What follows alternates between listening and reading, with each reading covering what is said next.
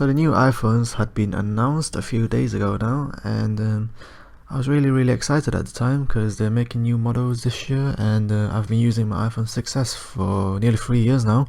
I was looking for an upgrade, hopefully, to a better phone. Now when they announced the prices, I was a little bit disappointed and a bit angry because Apple, once again, you've done your job of making the iPhones super expensive. The iPhone prices this year are ridiculously high. Even the base model of the iPhone XR supposedly is going to start at £750 in the UK on the base model. So I was thinking they didn't have any major changes or any new groundbreaking features. So as a poor person that I am, surely I had to find a new solution. I wasn't going to tolerate this pricing, and I was thinking there had to be a better smartphone out there that does a decent job and costs a lot less than the iPhones without me having to break the bank. And that's when I came across the Honor 10 in Carphone Warehouse in the UK for £360. It's got some really high-end specs. Still does a pretty decent job compared to its competitors in the mid-range pricing. Yeah, and most importantly, it's a lot cheaper. So it kind of made me, tempted to buy it. Alright guys, here's my unboxing of the Honor 10. We have in the Glacier Grey color with 128 gigs of storage and 4 gigabytes of RAM. And we're just going to try and unbox this. So I'm going to rip off the outer packaging with a pair of crappy scissors. Don't have a knife there, sorry. So here we are, going to rip off the outer shell to get to the box. Now we're going to try and lift off the box. This is the most boring commentary ever. No suspense. Alright, 3, 2, 1, boom, there you go. Honor 10 at the front. Looking around, feels pretty nice. Still got that plastic packaging on the outside. So I'm going to put that aside for a second think. And I'm going to lift that off. And inside we can see the SIM ejector nicely placed in the middle there. It comes in a little mini box. It's got something else in the box I'm going to show you later. So here we have at the bottom, there is a Huawei Supercharge cable, the UK version. So it does say Supercharge, and also comes in a reversible USB Type-C charger cable. There you are, that's the whole box. So back to the little box. Other than the SIM ejector, inside there is a quick start guide along with a warranty card.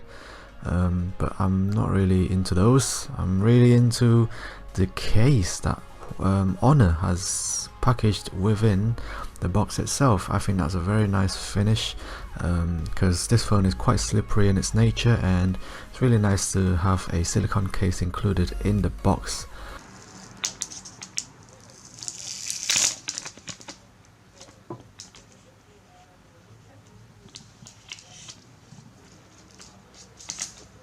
Alright, so looking at the phone itself, it's probably going to be as clean as it's ever going to get. With the smooth glass finish at the back. I'm just going to peel off some more stickers here.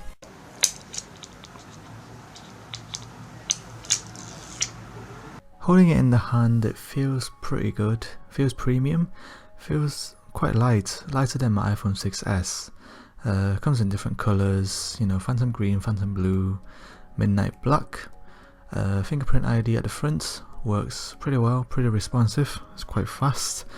There you have it, the headphone jack at the bottom, speaker and the charging cable, SIM tray on the left, 5.8 inch 1080p LCD IPS display. Damn, that was a mouthful. Really like the changing themes on the lock screen, that feels pretty cool as well. So at the back, once again, the Glacier Grey version. It's very reflective and shiny, as all the Honor 10s are.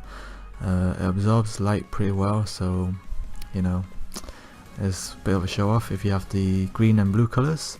Here's some shots of it compared to my iPhone 6s. At the back, as you can see, it's got dual camera, but yeah, it is quite fingerprinty, so think about having that case on.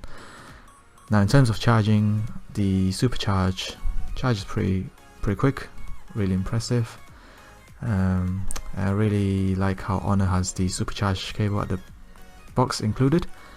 But if any doubts, there's some power saving modes and an ultra power saving mode, which stops quite a lot of things that goes on.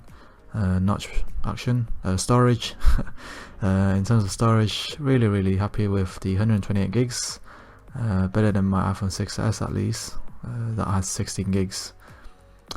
Video quality, not bad actually. 1080p on YouTube maximum. Zoom in to fill the screen, but you'll miss out some content.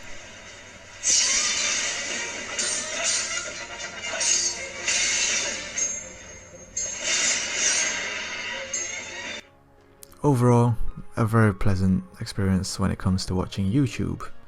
So, what is my final verdict? What makes me want to buy this phone other than the new iPhones? Well, obviously, first of all, it's the price. It costs way less. And in terms of performance, it's not bad at all. Handles day-to-day tasks really well in gaming. It's got fast charging, so got me from about 40% to 100% in less than 50 minutes. Also, it's got a headphone jack, so no dongles. One other thing I really liked is the pedometer. It shows me how many steps I've done for today. Now the button placement could be done a little better. The home button and the volume down button are really close together, so sometimes I take screenshots by accident. And also there's no waterproof, I'm not really fussed. And the battery life could be a little bit better, but you really can't argue with a £350 smartphone. So there you have it guys, that is my overall review of this phone. This is going to be my daily driver now instead of the iPhone 6s. Hope you've enjoyed this video as much as I have making it, and hopefully I will see you guys next time.